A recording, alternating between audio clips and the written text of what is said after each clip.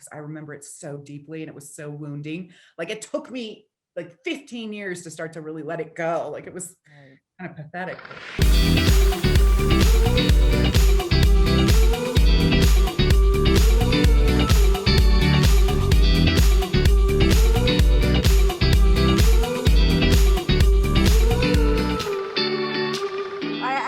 In addition to this series, Katherine, I have to just quickly mention the other Katherine Heigl highlight for me is your son and you enacting a bar scene. I think at the beginning of, oh my God, I need weekly episodes of you at the bar with your son, asking him if he's got any hot friends.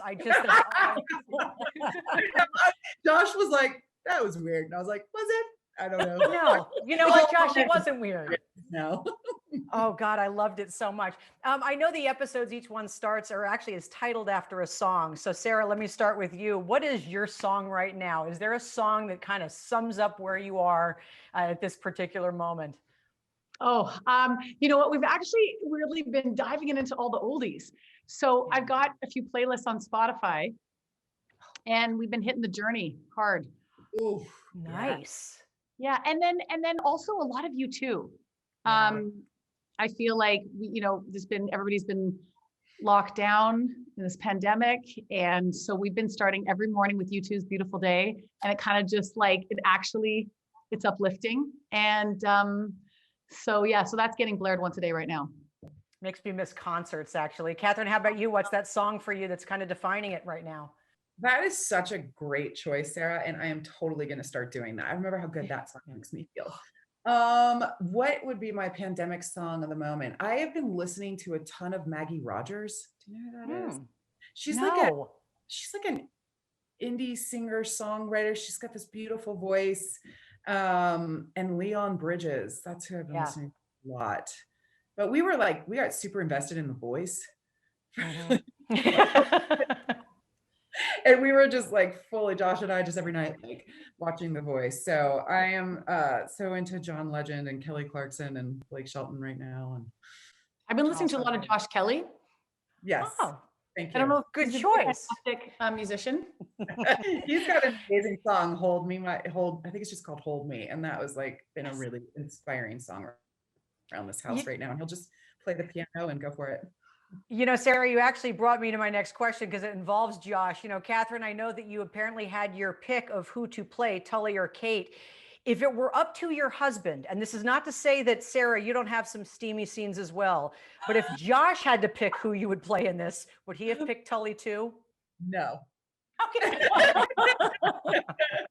There's nothing more uncomfortable for Josh Kelley than watching those scenes. And I can feel his energy on the sofa next to me. And I'm like, and then I feel like I have to I over explain how uncomfortable it is. And it's not fun at all. I swear to God. And he's just like, yeah, this is too much explaining. Thou dost protest too much. I know. I don't know if it's bad that I thought about him a lot during this. The other thing, besides the fashion, which if I have time, I'll get to it quickly. But to me, one of the biggest things when I was thinking about this, and you guys, because you both have kids, I'm a step parent. To me, one of the hardest things about being a parent is making sure your kids are around people who are good. And it is so easy in this day and age to not have that happen. How as moms, you know, in light of this friendship that has lasted decades on the show, how as moms do you teach your kids to find great friends that might last more than 10 years? I think, you know, it's one of the biggest things I try and reinforce to my kids is, you know, as they go through challenges and friendships and different things in life, just who makes you feel good, somebody who makes you feel good to be around. That's what you want. And if that's not happening, you need to make a different choice. But I do think I'm learning as a parent that it's also okay when the other thing happens.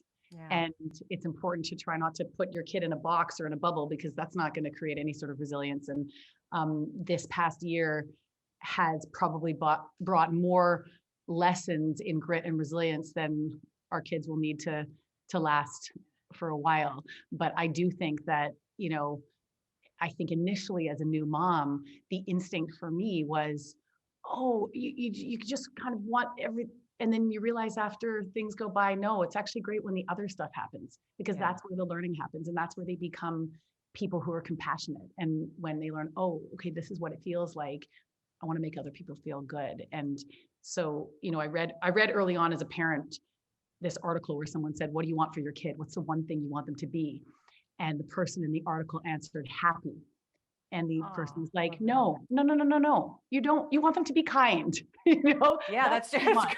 That's what you want. You want them to be kind. And I feel like, as a parent, it was one of the things I related to most about Firefly Lane was Kate and her struggles with parenting, trying to figure out how do I do this? And it's such an uncharted territory.